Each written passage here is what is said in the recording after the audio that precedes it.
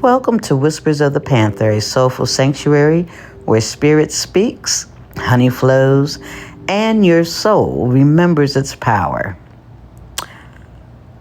It's true, my honeybees. At times we want to believe the majority, but we must take another look at what's really going on.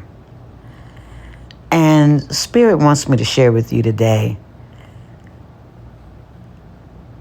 You know, some people are dream snatchers without even realizing it. Now, yes, there are others out there who know exactly what they're doing, and their mission is to crush your dream, to stop you from getting to your fullest potential and your mission in life. But there are some people out here who are innocent, and they really don't know that they're crushing your dream. But it's up to you to discern whether you're going to believe what they're dishing out. And, you know, there can be several reasons why a person would make you want to believe that what you're saying, what you're dreaming about is impossible. Now, it could be, one, maybe they have a scarcity mindset. Two, they came from a family that didn't have faith and believe as well, and their dreams maybe was always crushed. Three, maybe they don't know the Lord, they don't know about faith, they don't know the Spirit, they don't believe in any of that because they don't know about it. And four, maybe it's just maybe that also it's not their culture, you know, because we come from a different culture. If you are American, and then we have a different culture. And so I had an experience in Italy, and when I thought about it, when the Spirit had me to really think it over, this is exactly what came out, is that, oh, okay, well, maybe they don't realize that they could crush my dream, or what harm is it in me wanting to dream, you know, but their culture is different from our culture. And I'm going to tell you a little story about that. And the story is that we're all in the vehicle going to the venue where I was going to be performing. And we have taken this road many times, and we were always stopped at the corner at a red light. And at this corner, there was a house that was abandoned. It was a beautiful home. And I say beautiful because that's how I envisioned it. I could actually visualize this house being redone and revitalized, and with people living in it and given some love. But the home was sitting there on the corner, abandoned. The gate was rusty. The trees were past the top of the roof. It had vines wrapped around the house, growing everywhere. The yard, the grass was taller than me. I'm 4'11". But the grass was taller than me, and it was abandoned. It looked like this home had been abandoned for many, many, many years, to the point where you would just think, oh, they're going to have that house probably torn down. However, me, with my witty self and joking and my belief, every time we passed that house, we would be stopped at the corner with the red light. And I would always look at that house, and I would always say the very same thing. I would always say, oh my goodness, I need to know who the owner is of this house so they can give it to me, because it's obvious that they don't want this house. So this particular day, the young lady, she responds to me and she says, Habakkuk, Why would you make that statement? No one is going to just give you a house. And that's not possible. I wish you would stop saying that. And because it doesn't make sense. No one is going to give you that house. And they're not going to give it to you free.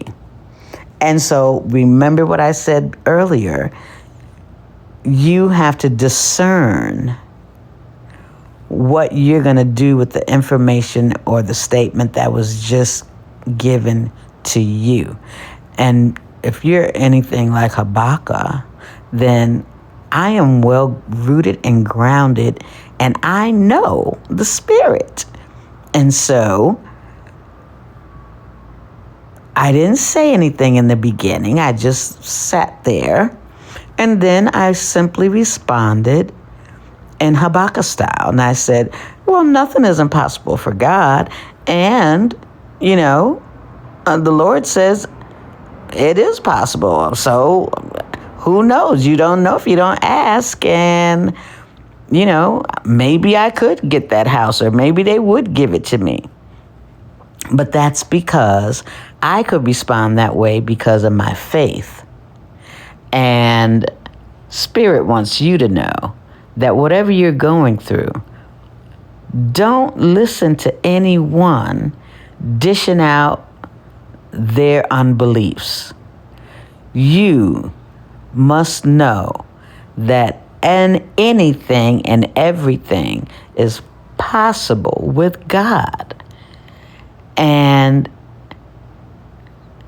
also, there are several passages in the Word that reflect that. You have not because you ask not. And, also having faith the size of a mustard seed, which I'm going to read that to you. And it says, let me see, For truly, I tell you, if you have faith the size of a mustard seed, you will say to this mountain, move from here to there, and it will move, and nothing will be impossible for you. That's Matthew 17, 20, 21. And so you just need to stand on faith and believe. And I want you to Google right now in images a photograph of a mustard seed so that you can see what the Lord is talking about. Because if you have the faith of a mustard seed, he said nothing is impossible for you. Now, the trick of this is that you have to have the faith of a mustard seed. That's the tricky part. And as easy as it sounds, it is not, obviously, because there are many people who say they believe, but deep down in their heart, they do not believe, because God sees the heart. So I am going to leave you with that message. And like I said, I don't know who needs to hear it. If it resonated with you, give me some Panthers and some hearts and some bees, and let me know what you're believing for. We can stand on it because God said it is so. And if this message doesn't resonate with you, it's not your message, so don't worry about it. But perhaps you know someone that needs to hear this message. And give me some likes, share it, and subscribe, because we are going to be mightily in this place. And so look closer so you can determine what's real and what's not. Okay? And you heard it here from Habakkuk KFJ, a soulful sanctuary where spirit speaks. the honey flows, and your soul remembers its power. I love you. Stay real sweet. God bless you. And I'll see you the next time. Bye.